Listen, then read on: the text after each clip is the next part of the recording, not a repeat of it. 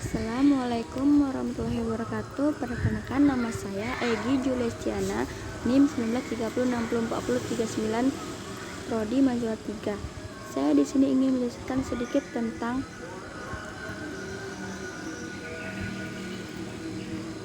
penghasilan PPh pasal 22.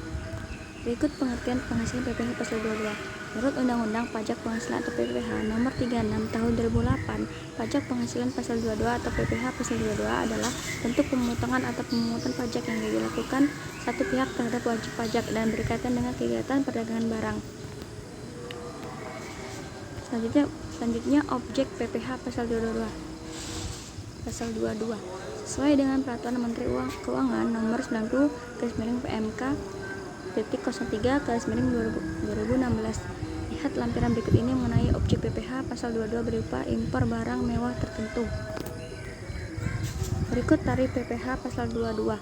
1. Atas impor yang menggunakan angka pengeluaran importir atau API sama dengan 2,5% kali nilai impor. Non min API sama dengan 7,5% kali nilai impor. Yang tidak dikuasai sama dengan 7,5% kali harga jual lelang. Kedua, atas pembelian barang yang dilakukan oleh DJPB, bendahara pemerintah, BUMN atau BUMD, sama dengan 1,5% kali harga pembelian atau tidak termasuk PPN dan tidak final. 3. Atas penjualan hasil produksi ditetapkan berdasarkan keputusan Direktur Jenderal Pajak. Atas penjualan hasil produksi atau penyerahan barang oleh produsen atau importir bahan bakar minyak gas dan pelumasan. Kelima, atas pembelian bahan-bahan untuk keperluan industri atau ekspor dari pedagang, pengumpulan ditetapkan sama dengan 0,25% kali harga pembelian atau tidak termasuk PPN. Keenam, atas impor kedelai, gandum, dan tepung terigu oleh importir yang menggunakan API sama dengan 0,5% kali nilai impor. Ketujuh, atas penjualan. 8. Untuk yang tidak memiliki NPWP dipotong 100% lebih tinggi dari tarif PPh pasal 22. Berikut pengecualian pemungutan PPh pasal 22. Impor barang-barang dan atau penyerahan barang yang berdasarkan ketentuan peraturan perundang-undang tidak terutang PPh. Pengecualian tersebut harus dinyatakan dengan surat keterangan bebas PPh pasal 22 yang diterbitkan oleh Direktur Jenderal Pajak. Impor barang-barang yang dibebaskan dan dari bea masuk yang dilakukan ke dalam kawasan berikut atau kawasan tanpa bea masuk hingga barang tersebut dikeluarkan untuk impor, ekspor atau reimpor, dan entrepot produksi untuk tujuan ekspor atau EFTE, yaitu tempat penimbunan barang dagangan karena pengimpornya tidak membayar bea masuk sebagaimana mestinya, sebagaimana dimaksud dalam pasal 6 dan pasal 7 PPh nomor 6 tahun 1969 tentang pembebanan atas impor sebagaimana diubah dan ditambah terakhir dengan PP nomor 26 tahun 1988 Jo Peraturan Pemerintah nomor 2 tahun 1973 berupa kiriman hadiah untuk tujuan keilmuan. Ketiga, pembayaran atas penyerahan barang yang dibebankan kepada belanja negara atau daerah yang meliputi jumlah kurang dari 2 juta bukan merupakan jumlah yang dipecah-pecah. 4. Pembayaran untuk pembelian bahan bakar minyak listrik, gas, air minum atau PDAM, benda-benda pos dan telepon. Berikut pembayaran PPh pasal 22. Pembayaran PPh pasal 22. PPh pasal 22 adalah cicilan PPh pada tahun berjalan. Pada akhir tahun, cicilan ini akan diperhitungkan menjadi kredit pajak PPh badan atau PPh orang pribadi. PPh pasal 22 yang berbentuk SSE, artinya PPh pasal 22 tersebut dibayarkan langsung ke bank persepsi oleh wajib pajak yang bersangkutan pada saat transaksi. Transaksi yang wajib dibayar langsung adalah transaksi yang berkaitan dengan impor dan bendahara. Berikut pajak penghasilan pasal 23. Pajak penghasilan pasal 23 PPh pasal 23 adalah pajak yang dikenakan pada penghasilan atas modal, penyerahan jasa atau hadiah dan penghargaan. Selain yang telah dipotong PPh pasal 21, umumnya penghasilan jenis ini terjadi saat adanya transaksi antara pihak yang menerima penghasilan atau penjual atau pemberi jasa dan pemberi penghasilan. Pihak pemberi penghasilan atau pembeli atau penerima jasa akan memotong dan melaporkan PPh pasal 23 tersebut kepada kantor pajak. Pada video pembelajaran bagian 4 ini, BP Ferry Irawan, dosen PKN STAN dari jurusan pajak, menjelaskan tentang ketentuan-ketentuan yang tercantum dalam pasal 23 Undang-Undang PPh dimaksud.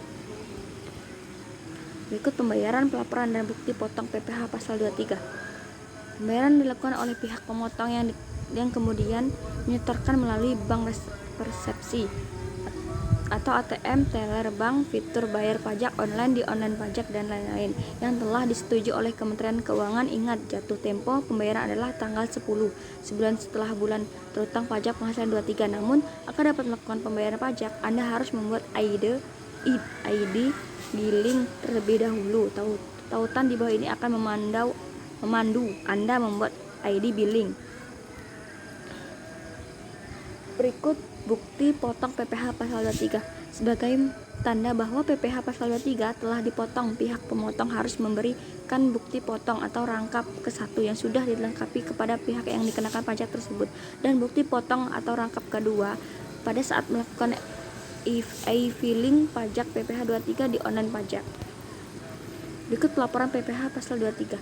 Pelaporan dilakukan oleh pihak pemotong dengan cara mengisi CSPT masa PPh pasal 23, lalu bisa melaporkannya melalui fitur lapor pajak online atau e-filing gratis di online pajak. Jatuh tempo pelaporan adalah tanggal 20 sebulan setelah bulan terutang pajak penghasilan 23. Jika sebelumnya perhitungan, pembayaran, dan pelaporan PPh pasal 23 dilakukan secara terpisah-pisah, kini ketiga hal tersebut bisa dilakukan dengan satu aplikasi online pajak yang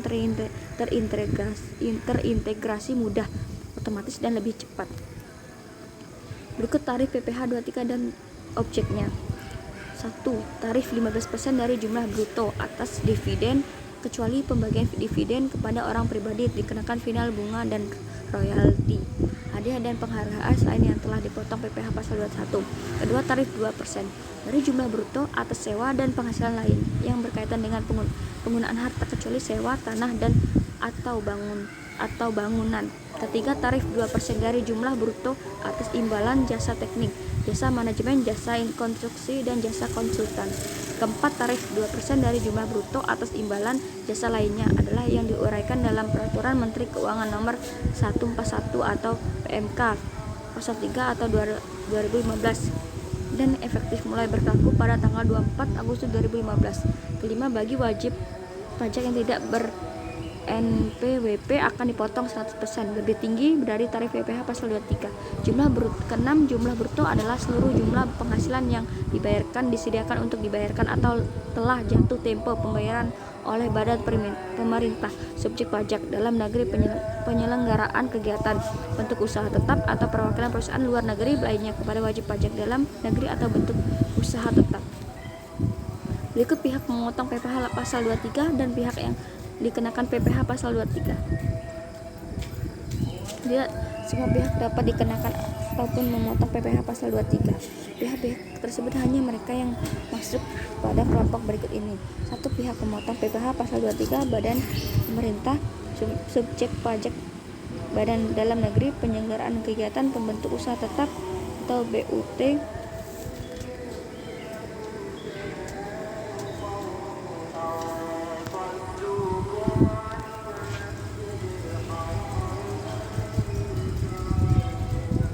perwakilan perusahaan luar negeri lainnya, wajib pajak orang pribadi dalam negeri tertentu yang ditunjuk Direktur Jenderal Pajak, pihak penerima penghasilan yang dipotong PPh pasal 23.